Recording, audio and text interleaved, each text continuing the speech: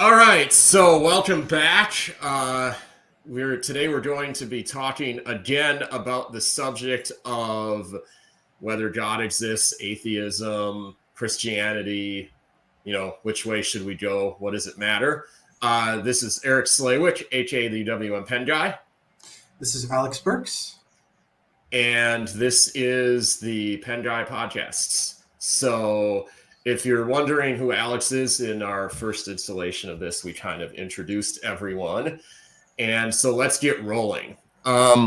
Today, I think I'd actually like to open with, because we got through a lot of the kind of philosophical, ideological framework.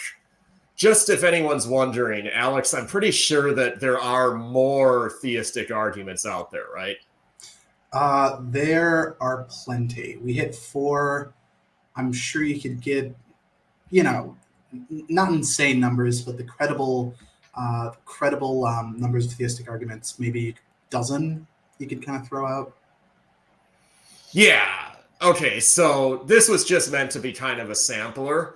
And hopefully we were able to be convincing that logic and sound, let's say sound, consistent reason. And that consistency part is kind of key, which when we get into more apologetic response kind of stuff, hopefully we'll bring up issues of consistency.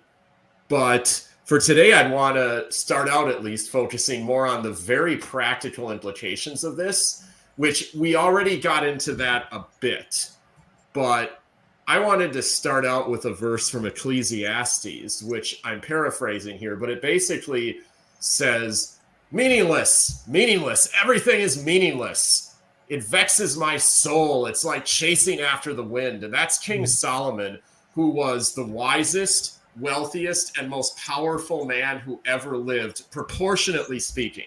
Obviously, he didn't have the raw numerical geographical reach of a Hitler or a Stalin or a Genghis Khan, but I would argue it's difficult to argue with the idea that the prosperity of Solomon has been relatively surpassed. He became the actual Jesus himself kind of used him as a model for how God cares for us, because he said even Solomon in all his glory wasn't clothed like a flower. And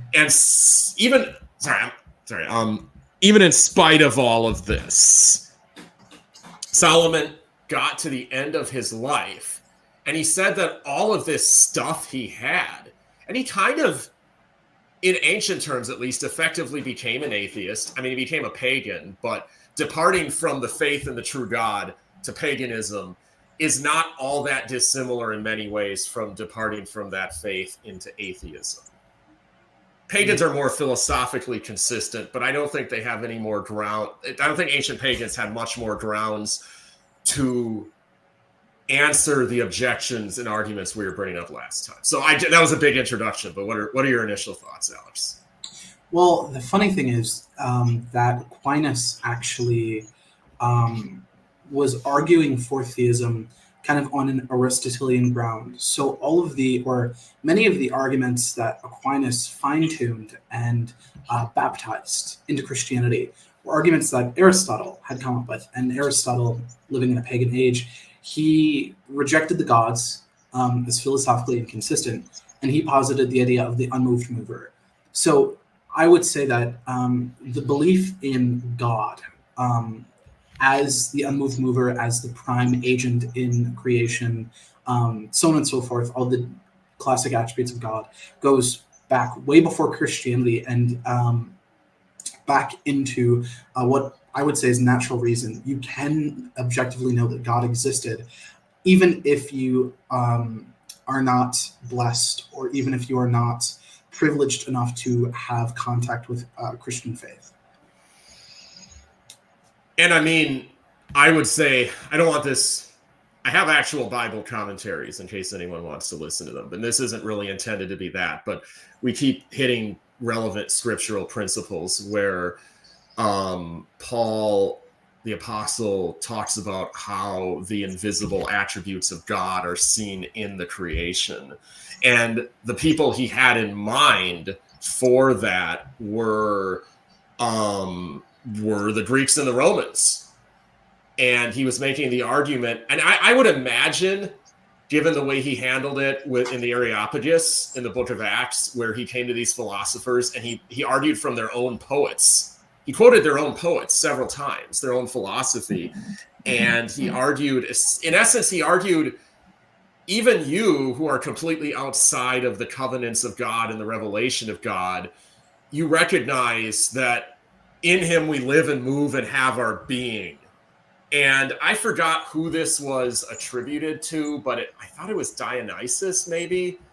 But one of the Greek philosophers. This is a quote from them. And is that kind of what you're getting at here, where it's like when the apostles brought the Christian message to the Greco-Roman culture, they recognized that all men are naturally aware at some level that there is a need for an unmoved mover.